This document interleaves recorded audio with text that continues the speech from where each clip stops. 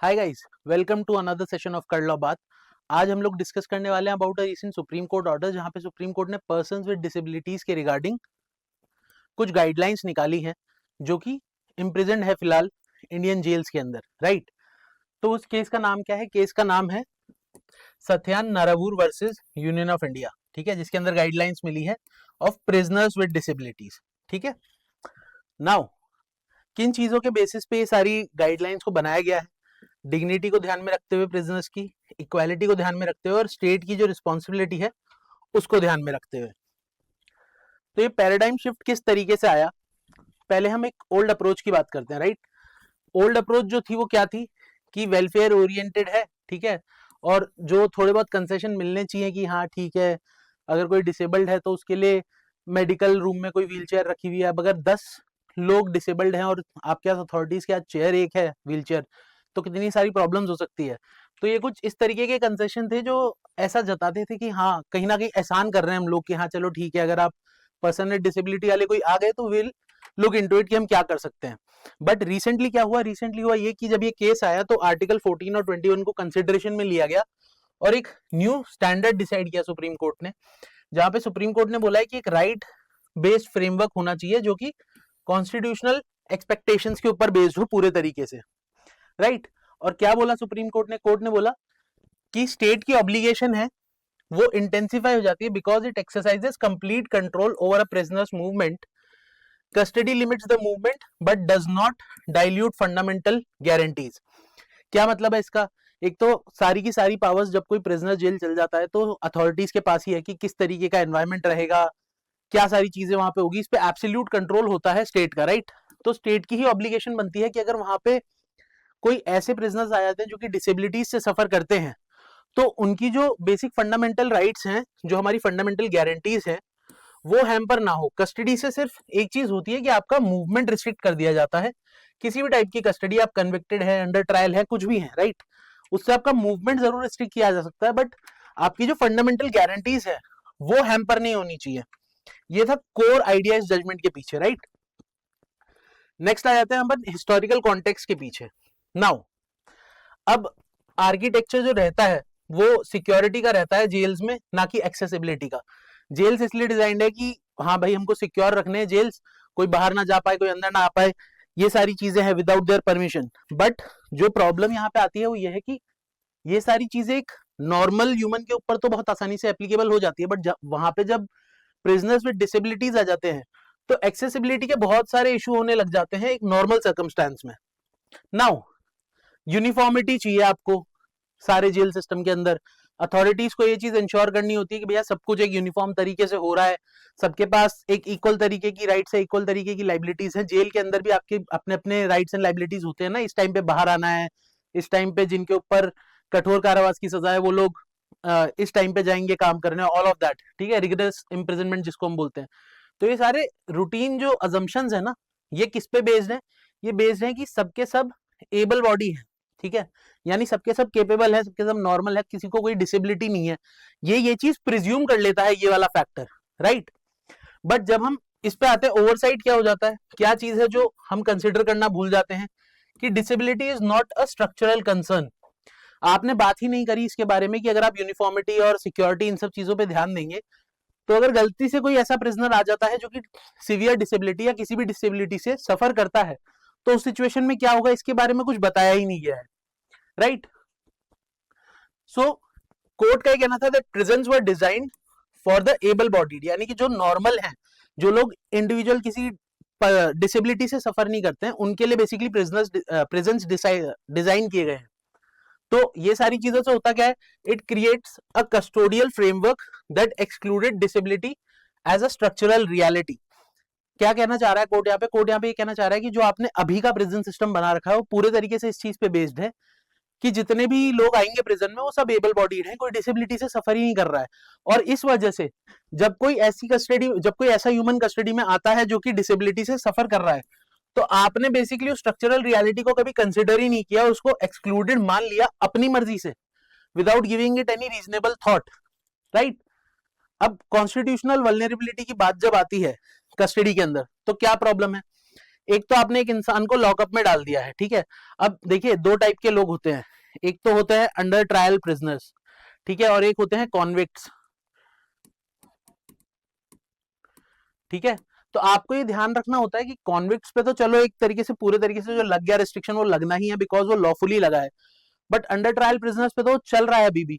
But इसका मतलब ये नहीं कि ये लोग या ये लोग, ये भी उतने ही बिल्कुल एंटाइटल्ड है इस तरीके की फैसिलिटीज के लिए अगर ये डिसेबिलिटी से सफर करते हैं जितने ये लोग हैं।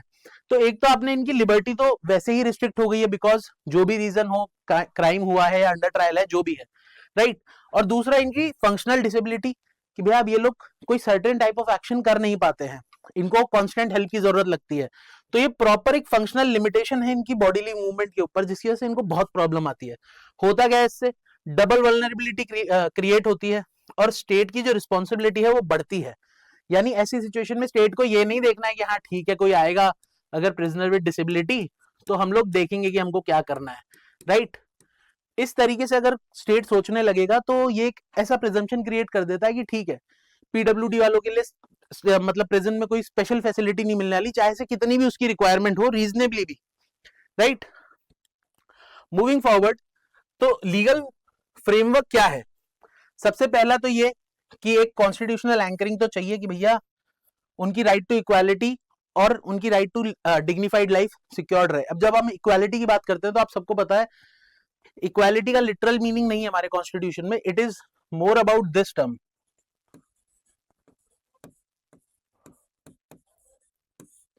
राइट। इक्विटी की बात होती है, यानी जिसको जितनी जरूरत है उसको उस हिसाब से साधन मिलने चाहिए, राइट। फॉर इंस्टेंस आपने एक बहुत फेमस सा मीम तो देखा ही होगा, जहां पे बेसिकली ये एक वॉल बनी हुई है और इस वॉल के नीचे यहाँ पे स्टूल लगे हुए हैं इस साइड के, राइट।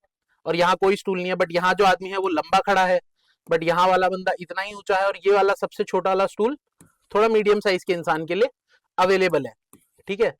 इस तरीके का जो डिजाइन है, इस तरीके के मीम आते हैं वो आपने जरूर देखे होंगे, राइट। तो ये क्या है, ये है कि अब इसको तो स्टूल नहीं मिला तो क्या इसके साथ गलत हुआ, और इन दोनों को, इसको छोटा मिला इसको सबसे बड़ा स्टूल मिला, गलत हुआ? नहीं, ये लोग कोई मैच देख रहे हैं यहाँ पे, ठीक है। अब बात यह है कि मैच देखना इज द पर्पस, सबको मैच देखने मिलना चाहिए।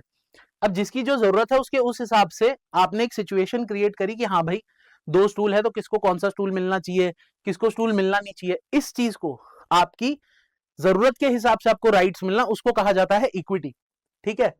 लेजिस्लेटिव मैंडेट भी है इस चीज के ऊपर, right of persons with disabilities act 2016, तो एक स्टैट्यूटरी ऑब्लिगेशन बनती चली जाती है। और कस्टोडियल इंटीग्रेशन करना स्टेट की रिस्पॉन्सिबिलिटी हो जाती है, क्योंकि स्टेट के ऊपर भी तो उतना ही लागू होता है जितना आप लोगों के ऊपर, हम लोगों के ऊपर लागू होता है, राइट। अब कोर्ट का ये कहना था prisons are state controlled institutions subjected to strict constitutional scrutiny, support is a legal compliance not a favour. यहाँ पे कोर्ट ये कहना चाह रही है बेसिकली कि स्टेट का जो काम होता है, स्टेट का काम होता है सारे के सारे कॉन्स्टिट्यूशनल राइट्स को प्रोटेक्ट करना। तो अभी जब हम ये ऊपर डिस्कस कर रहे थे दिस आर्टिकल 14 एंड 21, तो यहाँ पे क्लियरली लिखा हुआ है ना कि ये चीजें फंडामेंटल राइट है, तो स्टेट को ये प्रोटेक्ट तो करनी है। जेल में जाने से ऐसा थोड़ी है कि आपके फंडामेंटल राइट्स खत्म हो जाते हैं, कुछ हद तक लिबर्टी रिस्ट्रिक्ट होती है, वो भी कंप्लीटली रिस्ट्रिक्ट नहीं होती है, राइट। जो आपके पास अलाउड एरिया है वहां पे एक स्पेसिफाइड टाइम में आप जा सकते हैं, घूमते हैं लोग, प्रिजनर्स के पास बहुत सारी फैसिलिटीज होती हैं जेल के अंदर, राइट। तो यही कहना था कोर्ट का कि जब ये स्टेट कंट्रोल्ड इंस्टीट्यूशन है तो स्टेट की जिम्मेदारी भी तो बनती है कि आप वो सारे फंडामेंटल एलिमेंट्स जो है जो कॉन्स्टिट्यूशन के साथ कंसिस्टेंट है उनको इंश्योर करिए वहां पे। और ये आपका एक लीगल कंप्लायंस है, कोई एहसान नहीं कर रहे हैं आप, you are not doing anybody a favour by doing this, और ये आपको करना चाहिए because it is your legal duty as a state, right. अब आर्टिकल 21 को साइड करते हुए कोर्ट का ये कहना था कि कन्फाइनमेंट में भी एक तरीके की डिग्निटी होनी चाहिए। किस तरीके से होनी चाहिए? होनी इस तरीके से चाहिए कि सबसे पहले तो साइकोलॉजिकल वेलबींग, इस चीज के ऊपर भी आपको ध्यान देना होता है कि जो कंडीशन है वो किसी भी प्रिजनर की मेंटल हेल्थ को डिग्रेड ना करे। अगर ऐसा कुछ हो रहा है तो ये सब जो आपका पर्पस है किसी को भी इम्प्रिजन करने का, जो कि हमारे इंडिया में होता है कि उनको रिहेबिलिटेट किया जाए, सिखाया जाए, नए स्किल सिखाया जाए ताकि बाहर जाके वो वापस क्रिमिनल एक्टिविटीज में एंगेज ना हो। बट अगर आपने उनको साइकोलॉजिकली ही वेल नहीं रखा तो फिर आप ये चीज कैसे एक्सपेक्ट कर सकते हैं कि वो किसी भी तरीके से कोई नई स्किल सीख रहे हैं, राइट। नेक्स्ट इज कि आपको ह्यूमन कन्फाइनमेंट रखना होता है। अब ऐसा तो नहीं है ना कि कोई एनिमल एग्जिस्टेंस में जिएगा, आपने किसी को बंद कर दिया कमरे के अंदर, बोला और यहीं रहो आप तो आने वाले 1-2 साल तक जब तक आपकी सजा है, वो अलाउड नहीं है। और अगर आप ये प्रिजनर्स विद डिसेबिलिटीज के बारे में बात सही से नहीं करेंगे और उनको अगर मान लीजिए कि कोई प्रिजनर सही से सपोर्ट नहीं कर रहा है या उनको कॉन्स्टेंटली एड नहीं कर रहा है कोई, तो उनके लिए तो यही सिचुएशन क्रिएट हो जाएगी बार बार, अगर उनको एड नहीं मिलेगी, कि वो तो एक एनिमल एग्जिस्टेंस में ही है, क्योंकि कहीं ना कहीं उनका मूवमेंट एक्स्ट्रा रिस्ट्रिक्शन की तरफ चला गया because they are not able to function properly with their body, right. और लास्ट आ जाता है non aggravation, right. Enforce dependence violates standards. यहाँ क्या कहना चाह रहे हैं कोर्ट, ये कहना चाह रही है बेसिकली कि जब आप किसी को इस चीज के लिए फोर्स कर देते हैं कि भैया उनकी डिपेंडेंस आ जाए किसी के ऊपर, और वो डिपेंडेंस कांस्टेंट है, आए जा रही है, मतलब इसके बिना वो सस्टेन ही नहीं कर पा रहे हैं वहां पे, तो ये वॉयलेट कर देता है ये बेसिक स्टैंडर्ड्स को, जो हमने ऊपर ये डिस्कस किए ना, साइकोलॉजिकल वेलबींग या फिर ह्यूमन कन्फाइनमेंट, ये सारी चीजें, राइट। तो the right to life includes condition compatible with dignity, यानी कि सारी की सारी डिग्निफाइड जो चीजें हैं जो होनी चाहिए एक प्रिजन के अंदर, वो होनी ही चाहिए। अगर वो नहीं होती है तो आप क्या कर रहे हैं, आप बेसिकली आर्टिकल 21 को वॉयलेट कर देते हैं, जो कि बिल्कुल भी अलाउड नहीं है, because it is again a constitutional guarantee and the most important one in that regard, right. अब आर्टिकल 14 की जब हम बात करते हैं तो एक होती है सब्सटैंटिव इक्वालिटी, राइट, एक होती है formal equality.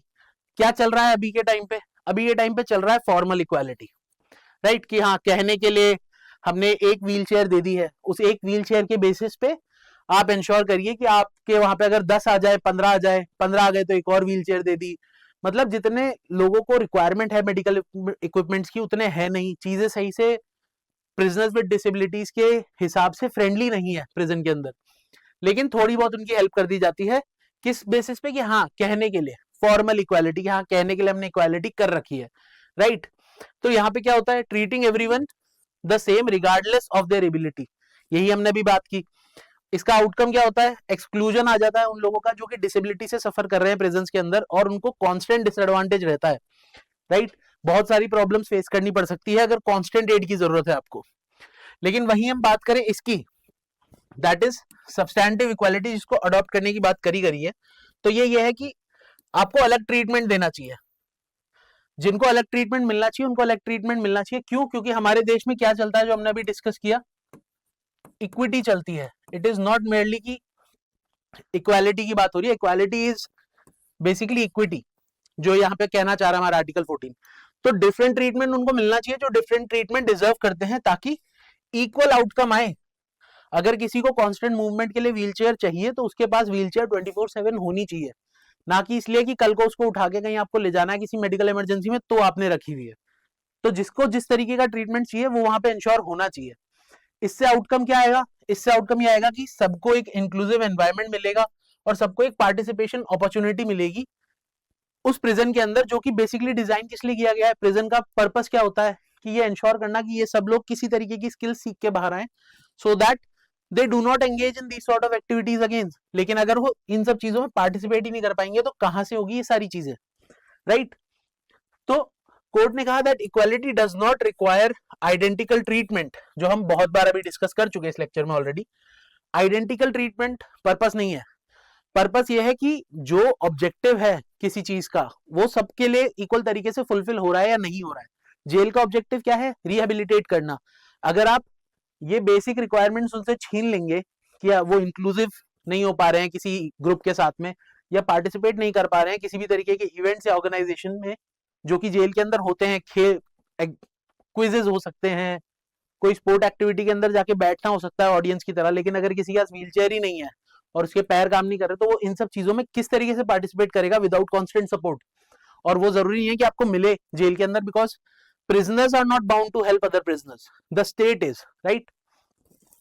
So it requires institutional accommodation, so difference does not become a disadvantage, यानी कि स्टेट की ड्यूटी बन जाती है कि स्टेट बेसिकली उस अकोमोडेशन को इंश्योर करे जिससे कि जो ये डिफरेंस क्रिएट हो रहा है वो किसी तरीके का डिसएडवांटेज ना देते उन लोगों को जो कि कॉन्स्टेंटली ये एक तो ऑलरेडी अपनी डिसेबिलिटी से सफर कर रहे हैं, डिसेबिलिटी से सफर करने के बाद जेल में भी है और जेल में भी उनको डिसएडवांटेज मिल रहा है। तो ये तो बहुत गलत प्रेसिडेंट सेट कर देगा for the entire jail system in India, right. अब स्ट्रक्चरल गैप्स की अगर हम बात करें, सबसे पहला मूवमेंट बैरियर्स, ठीक है, फिजिकल ऑब्स्टिकल हो सकते हैं, restricting basic mobility and independence. ये सिर्फ मेडिकल इक्विपमेंट तक सीमित नहीं है। फॉर एग्जांपल अगर सिर्फ सीढ़ियां बनी हुई है तो व्हील चेयर के साथ कोई सीढ़ियां कैसे चढ़ेगा, तो आपको उस तरीके की चीजें भी इंश्योर करनी है कि आप रैंप बनाएं, जेल के अंदर बेसिकली एक ऐसा एनवायरनमेंट क्रिएट करे, ऐसा इंफ्रास्ट्रक्चर क्रिएट करे जो पूरे तरीके से इनके साथ फ्रेंडली हो, जो पर्सन विद डिसेबिलिटी है, right. Next, enforce dependency.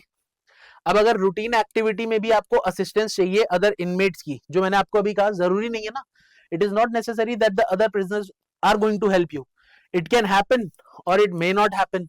prison is a very dark place also when it is considered with the lenses of the prisoners, right? तो ये अंडरमाइन कर देता है उनकी खुद की ऑटोनॉमी को कि हम लोग खुद तो कुछ कर ही नहीं सकते हैं यहाँ पे, we are always dependent on other persons. और ये एक तरीके का बहुत मेजर डिफरेंशिएशन क्रिएट कर देता है जो कि आर्टिकल 21 को अगेन वायलेट करता है, राइट, बिकॉज वो एक डिग्निफाइड लाइफ नहीं जी रहे हैं इसके साथ। इसके अलावा service exclusion, right, restricted access to health care and grievance system due to design. अब अगर किसी पर्सन विद डिसेबिलिटी को, मान लीजिए रात को सोते हुए प्रिजनर्स विद डिसेबिलिटी को कोई इशू होता है कि उनके सर में दर्द हो रहा है या they are suffering from some stomach ache, ये सारे इशू आ रहे हैं। अब अगर उन्होंने किसी प्रिजनर को उठाया और वो नहीं उठे या उनको कुछ उल्टा सीधा बोल के वापस उन्होंने कहा तुम अपना देखो, तो इनके लिए तो वो रात बहुत दिक्कत वाली आ जाएगी ना कि ये कैसे अथॉरिटीज को इन्फॉर्म करेंगे कि they are suffering from something. तो ये सारी चीजें इस तरीके से होनी चाहिए कि उनके पास ये सर्विस एक्सक्लूजन ना हो कि भैया कल को मुझे बेसिकली जो अथॉरिटीज है उनको कुछ पहुंचाना है, कोई मैसेज पहुंचाना है, कुछ बताना है, तो मैं कहीं पे किसी और के ऊपर डिपेंडेंट ना हूं इस चीज के लिए। ये चीज इंश्योर करनी है, राइट। तो prisoners are historically prioritize for surveillance and discipline. अब ये प्रिजनर्स का हिस्टोरिकल पर्सपेक्टिव था, ये आप सबको पता है, और आज भी बेसिक लेमैन यहाँ तक कि कई सारे लॉयर्स को भी और बहुत सारे जो लोग लॉ में काफी अच्छे से पढ़े लिखे हैं उनको प्रिजनर राइट्स या प्रिजनर कंडीशन से कोई लेना देना नहीं है, राइट। वो लोग लॉ पे फोकस करते हैं और उनका यही मानना है कि प्रिजन का तो यही काम होता है कहीं ना कहीं, राइट, कि leaving no space for, no conceptual space for differential need. अब अगर यही मानना चला रहेगा, कोर्ट भी अगर इस तरीके से यही मानने लगी, तो ये जो डिफरेंटली एबल्ड लोग हैं इनके लिए तो कोई स्पेस ना कभी बन पाई है और ना कभी बन पाएगी। तो you need to have this gap filling between yourself कि भैया यहाँ पे ये चीज खत्म करना बहुत जरूरी है। ये जो स्पेस है, ये जो गैप क्रिएट हो गया इतना बड़ा डिफरेंटली एबल्ड में और नॉर्मल प्रिजनर्स में, इसको कैसे फुलफिल किया जाए, right. Now the supreme court approach to institutional responsibility क्या है। कोर्ट का ये कहना था कि जब आप ओल्ड व्यू की बात करते हैं तो वो ये कहते हैं कि इंडिविजुअल हार्डशिप जो होती है, यानी कि वो ये मानते हैं कि अगर कोई प्रिजनर विद डिसेबिलिटी आ जाता है, राइट, अगर कोई prisoner with disability enters a prison, तो अथॉरिटीज का ये मानना था, और ये ओल्ड क्या, ये अभी भी कुछ हद तक यही है, अब तो ये गाइडलाइंस आई हैं तो let's see how it goes. Basically authorities और हर कोई ये मान के चलता है कि प्रिजनर जो है ना वो प्रिजन से अडेप्ट कर लेगा, चाहे वो कितना भी डिसेबल्ड हो, वो उसकी जिम्मेवारी है कि वो किस तरीके से इन सारी चीजों को मैनेज करे, which is not feasible actually. Court का ये कहना था कि आपको एक इंस्टीट्यूशनल ड्यूटी की तरह इस चीज को देखना चाहिए, that is the new view, right, यानी कि प्रिजन को अडॉप्ट करना चाहिए as per the prisoners, right. तो एक हाइटेंड स्टेट ड्यूटी होनी चाहिए कि भैया स्टेट की रिस्पॉन्सिबिलिटी है कि जब आप इतना कंट्रोल लेके बैठे हो, इनफैक्ट टोटल कंट्रोल लेके बैठे हो किसी की पूरी लिबर्टी पे, तो आपकी ही पूरी रिस्पॉन्सिबिलिटी बनती है कि आप इन सब चीजों को इंश्योर करें कि अगर वहां पे कोई पर्सन विद डिसेबिलिटी आ जाता है तो उनके लिए friendly environment and friendly infrastructure वहां एग्जिस्ट करता है, राइट। एंड इसके लिए आपको स्ट्रक्चरल इंटीग्रेशन करना ही पड़ेगा कि आप ये एपिसोडिक रिस्पॉन्स से हटके एक सिस्टमैटिक इंक्लूजन की बात करें। इसका क्या मतलब है? इसका मतलब ये है कोई पर्सन विद डिसेबिलिटी है, राइट, और लेट्स प्रिज्यूम कि कुछ हो गया, उन्होंने कुछ खा लिया जिसकी वजह से उनकी तबीयत खराब हो गई, अब उनको उठा के लेके जाना है, तो आप व्हीलचेयर लेके आ रहे हैं मेडिकल इक्विपमेंट फैसिलिटी से बाहर और उनको बैठा रहे हैं और लेके जा रहे हैं। ये होता है ऐसे छोटे मोटे रिस्पॉन्स, ठीक है, कि हाँ ठीक है, हमने, हमारे पास है कहने के लिए, हमारे पास है सारे इक्विपमेंट है, इनके लिए फ्रेंडली है हमारा जेल। इससे हटके आपको एक सिस्टमैटिक इंक्लूजन पे बात करनी चाहिए, राइट, कि उनके पास में इस तरीके की अथॉरिटी, इस तरीके की सिचुएशन थी, इस तरीके के सारे एलिमेंट्स थे जिसकी वजह से उनको बेसिकली वेट नहीं करना पड़ता किसी अथॉरिटी को उनको नोटिस करने का, या किसी प्रिजनर को उनको नोटिस करने का, जो उनको बता पाए कि हाँ मेरी तबीयत खराब हो गई है। क्या वो खुद चल के अथॉरिटीज तक जा सकते हैं? अगर किसी की टांगे खराब है तो क्या उसके पास व्हील चेयर थी? अगर उसके पास व्हील चेयर नहीं है तो वो कैसे ही जाएगा अगर उसकी तबीयत खराब हो गई तो, अगर दूसरे प्रिजनर्स हेल्प नहीं कर रहे तो इस तरीके की प्रॉब्लम्स नहीं आनी चाहिए, इसके बारे में बात करी गई है। सिस्टमैटिक इंक्लूजन ये मीन करता है, राइट। अब कोर रिफॉर्म डोमेन्स क्या है? Physical and assistive. सबसे पहली बात तो हम कह ही रहे इतनी देर से, आपके पास एक फिजिकल इंफ्रास्ट्रक्चर होना ही चाहिए, या ठीक है। तो ये क्या कहता है कि आपको मैंडेट करना है एक बैरियर फ्री स्पेस, ठीक है, जहां पे डेली मूवमेंट इंश्योर हो पाए ऐसे लोगों का, ताकि वो भी मूवमेंट एंजॉय कर पाए। बिकॉज विदाउट मूवमेंट, अगर मैं आपको अगर 7x7 के कमरे में बंद कर दूं तो इतना सा मूवमेंट भी सफिशिएंट नहीं है। मतलब you need specific kind of things to survive in a human way, even in a jail. वो सब आपको इंश्योर करना, और वो आप कैसे इंश्योर करेंगे? फिजिकल इंफ्रास्ट्रक्चर के थ्रू, राइट। आपको बेसिकली जितनी भी रिलायंस है किसी इंसान के ऊपर, चाहे वो अथॉरिटीज हो चाहे वो इनमेट्स हो, उसको हटाना है। आप ये नहीं कह सकते कि जो पर्सन विद डिसेबिलिटी है वो देख लेगा अपने आप बाद में किसी तरीके से, बहुत सारे लोग हैं उसके साथ में, अथॉरिटीज को बता देगा, कुछ घंटे पहले बता देगा जब अथॉरिटीज वहां। ये सारी चीजें बिल्कुल वैलिड नहीं है। आपको ये चीजें हटानी है किसी भी तरीके से, और उसके लिए आपको जरूरत है कि आप इंफ्रास्ट्रक्चर सुधारें हर जेल का, राइट। और दूसरा आ जाता है assistive support. Provision of functional aids is a right. अगर कोई इंसान चल नहीं सकता है, उसके दोनों पैर खराब है और वो प्रिजनर है, तो उसके पास व्हीलचेयर होनी चाहिए। ये कोई बेसिकली कोई ऐसी चीज नहीं है कि आपको दे दिया आपने कि हाँ भाई पीडब्ल्यूडी है तो बिल्कुल हाँ होनी चाहिए, एक व्हीलचेयर होनी चाहिए, उनको कभी जरूरत पड़ जाए, कभी नहीं, उनको हमेशा जरूरत पड़ेगी, और इसीलिए वो उनका राइट है। आप कोई एहसान नहीं कर रहे, आपको ये सारी चीजें प्रोवाइड करानी है, किसी भी तरीके से कराइए। मेडिकल इक्विपमेंट की एक लिस्ट रखिए, अगर कोई नए प्रिजनर्स आते हैं तो नए ऑर्डर्स प्लेस करिए, ये सारी चीजें स्टेट की ड्यूटी है करना, राइट। और ये एड्स मेंटेन होनी चाहिए इंस्टीट्यूशनल प्रोसेस के थ्रू, यानी कि प्रॉपर रूल्स बनाइए इन चीजों के लिए अपने जेल के अंदर, कि अगर कोई नया प्रिजनर आता है जिसके पास कोई अलग डिसेबिलिटी है, जिसके इक्विपमेंट नहीं है, तो हम क्या करेंगे। ये सारी चीजें वेरियस टाइप ऑफ फैक्टर्स को ध्यान रखिए और कॉन्स्टेंटली इसको इवॉल्व करते जाइए। एज द टाइम ग्रोस ये परफेक्ट हो जाएगा, और आपको इस पे फोकस करना है, राइट। उसके अलावा ग्रीवियंस मैकेनिज्म, इसके ऊपर आपको ध्यान रखना है कि भैया ग्रीवियंस को एक्सेसिबल कैसे बनाया जाए। अगर उनको कोई प्रॉब्लम आ गई है तो क्या उनके रूम में कोई बटन हो सकता है स्पेसिफिक, जिसके थ्रू अथॉरिटीज को डायरेक्टली रीच कर पाए, या कोई और सिचुएशन ऐसी बनाई जा सकती है जिसके थ्रू उनके लिए अगर कोई किसी तरीके का ग्रीवियंस उनको बेसिकली अथॉरिटीज तक पहुंचाना है, जो कि एक टफ सिचुएशन के अंदर आ जाए, तो क्या क्या सिचुएशन आ सकती है। ये भी तो एक सिचुएशन है कि रात में जब अथॉरिटीज आसपास नहीं है और उनको किसी तक कुछ मैसेज पहुंचाना है, तो इक्विपमेंट होने के बाद भी कोई चल के बाहर तो जा नहीं सकते उस रूम से जो कि जेल बंद है। तो बेसिकली डिजिटल वर्ल्ड को यूज करके आप इस तरीके के पैटर्न या फिर इस तरीके की बेसिकली एक सिस्टम बना सकते हैं, जहां पे वो बस एक बटन दबाएंगे और बटन दबाने के बाद में अथॉरिटीज का डायरेक्ट मैसेज चल जाएगा या अलार्म सेट हो जाएगा। ये सारी चीजें आपको इंश्योर करनी है, ताकि किसी भी तरीके का ग्रीवियंस ऐसा ना हो कि वो पहुंच नहीं पाया टाइमली मैनर में, जिसकी वजह से उनको सफर करना पड़ा जो डिसेबिलिटी से ऑलरेडी सफर कर रहे हैं, राइट। प्रोग्रामेटिक पार्टिसिपेशन, अब इसका मतलब क्या है? जो हम इतनी देर से कह रहे हैं कि एक इंक्लूसिव एक्सेस होना चाहिए to education, vocational training, health care, disabled inmates, right? They cannot be disabled inmates cannot be excluded from rehabilitation opportunities. क्यों? क्योंकि the fact being, चलो हम दो प्रिजनर्स की बात करते हैं, ठीक है, एक नॉर्मल प्रिजनर है, ठीक है, और एक पीडब्ल्यूडी है, राइट। अब प्रॉब्लम ये है कि ये तो अगर नहीं भी पार्ट ले रहे ना इस सब में, और हम मान लेते हैं कि दोनों जेल से निकलने के बाद इन्होंने कोई क्राइम नहीं किया, ये करेंगे ही नहीं क्राइम, ठीक है, इन्होंने नहीं भी पार्टिसिपेट किया ना किसी चीज में खुद को ग्रो करने के लिए, खुद की स्किल बढ़ाने के लिए, तो भी ये कुछ नहीं तो एज अ लेबर तो काम कर पाएंगे किसी तरीके से, तो दे विल बी इंश्योर्ड कि हाँ भाई we are able to win some bread for our family. इनका क्या होगा? Will they be able to work as labourer? बिल्कुल पॉसिबल ही नहीं है। बिल्कुल मजदूरी वाला काम इनके लिए करना बिल्कुल पॉसिबल नहीं है, it is not feasible for them. तो इनके लिए तो ये सारी चीजें, ट्रेनिंग हो गई, वोकेशनल या हेल्थ केयर ट्रेनिंग हो गई, एजुकेशन हो गई, ये सब कुछ इनके लिए तो बहुत नेसेसरी है। तो आपको ये इंश्योर करना जरूरी है कि इनको प्रोवाइड हो, राइट। अब इंप्लीमेंटेशन फ्रेमवर्क क्या है? सबसे पहली बात तो ये कि आपको पॉलिसी फॉर्मुलेशन करना है, किस तरीके से कि उसमें डिसेबिलिटी का जो फैक्टर है उसको आप अच्छे से कंसिडर करें।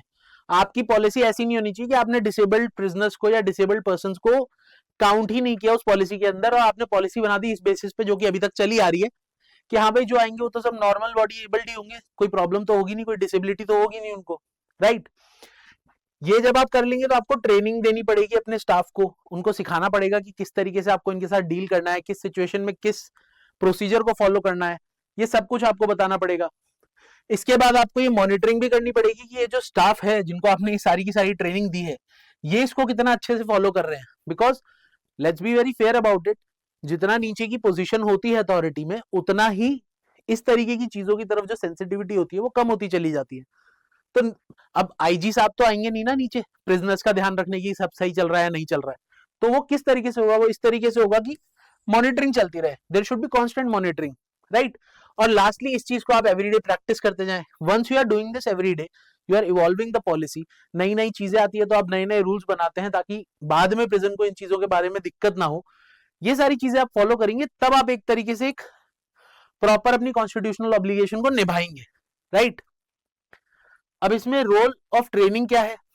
पहली बात तो जो हमने अभी बोला कि जो सिक्योरिटी अभी है वो सिक्योरिटी सेंट्रिक है ना, उनका काम क्या है कि कस्टडी देखनी है बस, कि हाँ भाई सबकी कस्टडी प्रॉपर्ली चल रही है, सब अपने जेल में बंद है, टाइम से बाहर आ रहे हैं नहीं आ रहे हैं, सब कुछ देखना है।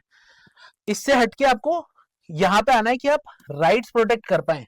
आपका काम सिर्फ ये नहीं कि हाँ कस्टडी में है या नहीं, आपका काम ये भी है कि आप ये इंश्योर करें कि जो कस्टडी में है उनके राइट्स प्रॉपर्ली प्रोटेक्टेड है या नहीं है। बिकॉज अगर नहीं है तो एज अ स्टेट तो आप भी एक गलत काम ही कर रहे हैं उन लोगों के साथ जो ऑलरेडी एक गलत काम करके आए हैं इस जेल के अंदर, जहां पे आपकी रिस्पॉन्सिबिलिटी थी उनको एक बेटर एनवायरनमेंट प्रोवाइड करना ताकि वो बेटर होके निकले यहाँ से।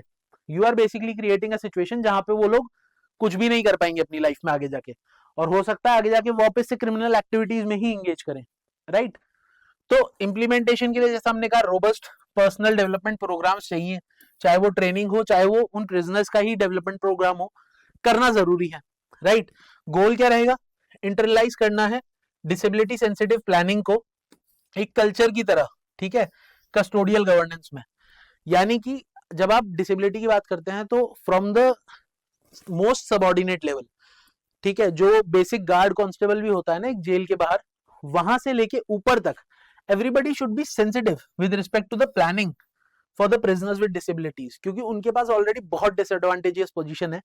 और अगर आप ये नहीं कर रहे हैं तो बेसिकली आप अपना काम सही से नहीं कर रहे हैं to provide them with enough support that is good enough for them to have an inclusive nature of imprisonment. अगर वो नहीं है तो किस तरीके से कर पाएंगे कि अपनी वोकेशनल ट्रेनिंग नहीं ले पाए, अपनी एजुकेशन नहीं ले पाए, तो स्किल कैसे एनहांस करेंगे? स्किल एनहांस नहीं करेंगे तो वापस इन्हीं सब चीजों में एंगेज करेंगे। तो आपको बेसिकली एक डिसेबिलिटी सेंसिटिव प्रोसीजर अपनाना है जब आप कस्टोडियल गवर्नेंस की बात करते हैं, राइट। नाउ तो बेसिकली चाहिए क्या कंक्लूड करने के हिसाब से अगर हम बात करें तो राइट बेस्ड फ्रेमवर्क चाहिए, ठीक है, वेलफेयर कंसेशन नहीं चाहिए, ठीक है, राइट्स। यहाँ पे जो ये बात लिखी हुई है ना ये बहुत इंपॉर्टेंट है। आप एहसान नहीं जता रहे हैं किसी भी डिसेबल्ड के साथ में, अगर आपने उनको थोड़ा बहुत असिस्टेंस प्रोवाइड कर दिया या चीजें कर दी, वो आपकी ड्यूटी है। और थोड़ा बहुत तो होना ही नहीं चाहिए, होना तो ये 100% चाहिए। अगर ये 100% नहीं है तो basically the state is at the wrong, ठीक है, स्टेट अपने पार्ट पे गलती कर रहा है और वो गलती उसे नहीं करनी है, राइट। इंस्टीट्यूशनल इवोल्यूशन तो चाहिए ही आपको। ये यूनिफॉर्मिटी वाला जो बेसिकली एक प्रिंसिपल है जो बैठा रखा है लोगों ने अपने दिमाग में विद रिस्पेक्ट टू प्रिजन, कि प्रिजन तो ऐसा ही होता है, सबको सुबह उठना होता है, सबको चल के जाना होता है, सबको ये काम करना ही होता है, नॉट पॉसिबल। आपको इससे बियॉन्ड जाना पड़ेगा, इसको ट्रांसेंड करना पड़ेगा और एक ऐसा स्ट्रक्चर बनाना पड़ेगा जो यूनिफॉर्मिटी पे बेस्ड नहीं है। किस पे बेस्ड है? आर्टिकल 14 के ऊपर बेस्ड है, विच इज इक्विटी, ठीक है। ये चीजें आपको इंश्योर करनी है, राइट। और dignity and enablement, equality in governance. अगर आप प्रॉपर डिग्निफाइड तरीके से उनको एनेबल करोगे कि वो इंक्लूसिव तरीके से पार्टिसिपेट कर पाए in their present term in various activities जो प्रिजन में होती हैं, तो आगे जाके वो एक डिग्निफाइड लाइफ जी पाएंगे which is actually consistent with their article 21, right. तो ये जो जजमेंट है ये बेसिकली रीडिफाइन करता है the relationship between the state and the person who are imprison, but problem यह है कि वो डिसेबल्ड है, राइट।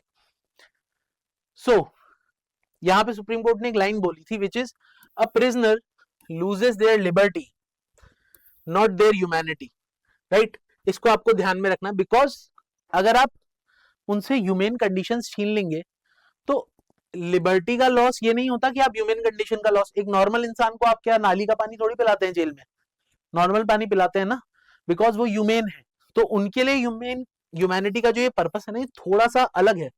उनको थोड़ी सी एक्स्ट्रा सेंसिटिव चीजों की जरूरत है, उनकी तरफ एक एक्स्ट्रा सेंसिटिव बिहेवियर होना ही होना चाहिए, right. Custodial administration must evolve to recognize prisoners not as subjects of benevolence but as right-bearing individuals entitled to dignified existence. यानी कि जो persons with disability हैं उनको आप ऐसा मत सोचिए कि वो तो एहसान के पात्र हैं, कि जिनके ऊपर हम थोड़ा सा एहसान कर देंगे, कि हम इक्विपमेंट्स दे देंगे, थोड़ी बहुत हेल्प कर देंगे, ये सारी चीजें कर देंगे, ये सब तो है ही नहीं, ये सब तो आपका काम ही नहीं। आपका काम ये है कि आप रिकॉग्नाइज करें कि उनके पास प्रॉपर राइट्स हैं और वो एंटाइटल्ड है। किस चीज के लिए एंटाइटल्ड है? एंटाइटल्ड है इस चीज के लिए कि उनको एक डिग्निफाइड एग्जिस्टेंस मिले, be it outside of jail and in this case even in the jail, right. So this was it for our today's session. Until next time, keep learning, keep growing. This is Karlo Baat.